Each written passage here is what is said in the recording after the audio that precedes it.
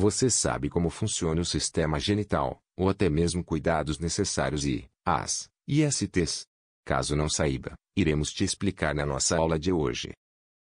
O sistema genital do homem desenvolveu adaptações morfológicas que permitiram a introdução do gâmeta masculino no interior do sistema genital feminino, caracterizando a fecundação. Pênis e a uretra. Na extremidade do pênis, a uretra se abre, na região chamada glande. Assim, o pênis torna-se ereto, aumentando consideravelmente de tamanho.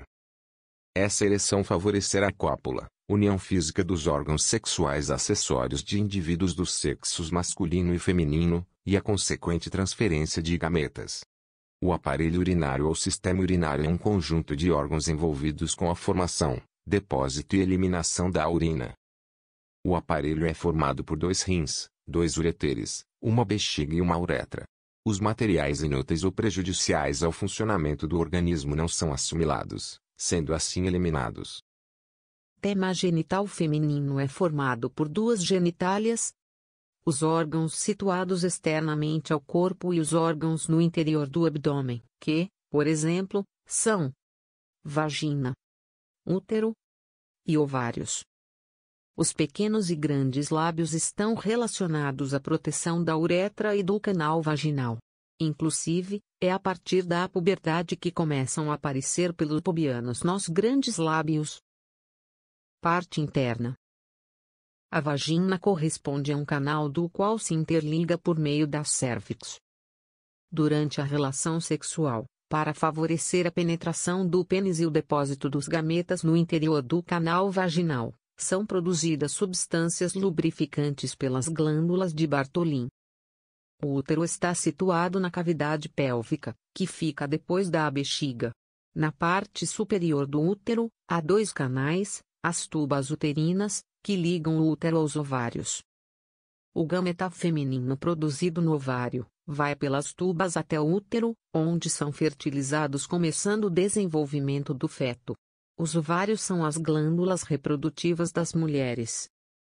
O ciclo menstrual é um processo natural pelo qual passa a maioria das mulheres em idade reprodutiva. Todo mês, depois de passar pela puberdade e antes de chegar à menopausa, o corpo da mulher passa por várias mudanças biológicas. Essas mudanças ocorrem por meio da variação hormonal e se dividem em 5 fases: menstrual, folicular, ovulatória, lútea e secretora. Menstruação é a descamação do tecido uterino. Os níveis de estrogênio e progesterona estão baixos. A fase folicular, o período entre o primeiro dia da menstruação e a ovulação. Estrogênio aumenta e assim o óvulo é preparado para ser liberado. A fase proliferativa, depois da menstruação, o tecido uterino se reconstrói. Ovulação, a liberação do óvulo do ovário, no meio do ciclo. Estrogênio tem um pico pouco antes, e então baixa logo depois. A fase lútea, o período entre a ovulação e antes do começo da menstruação, quando o corpo se prepara para uma possível gravidez.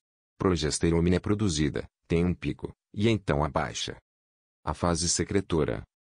O tecido uterino produz substâncias químicas que vão o ajudar a dar suporte para uma gravidez inicial ou preparar o tecido para se decompor e descamar se a gravidez não ocorrer.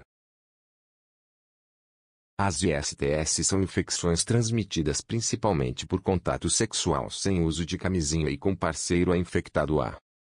Os organismos causadores das ISTs podem ser vírus, bactérias, protozoários ou fungos. É possível que algumas não apresentem sintomas, seja no homem ou na mulher, em fase inicial.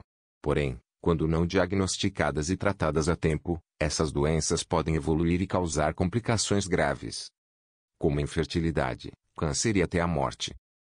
O uso de preservativos é essencial em todas as relações sexuais, oral, anal e vaginal, pois é o único método que previne essas infecções. Vocês sabem como inibir a ovulação? A possibilidade de inibir a ovulação no ciclo menstrual, impedindo assim a fecundação? A pílula foi lançada nos anos 1960 e nos anos 1970 as mudanças no estilo de vida das mulheres já eram notáveis.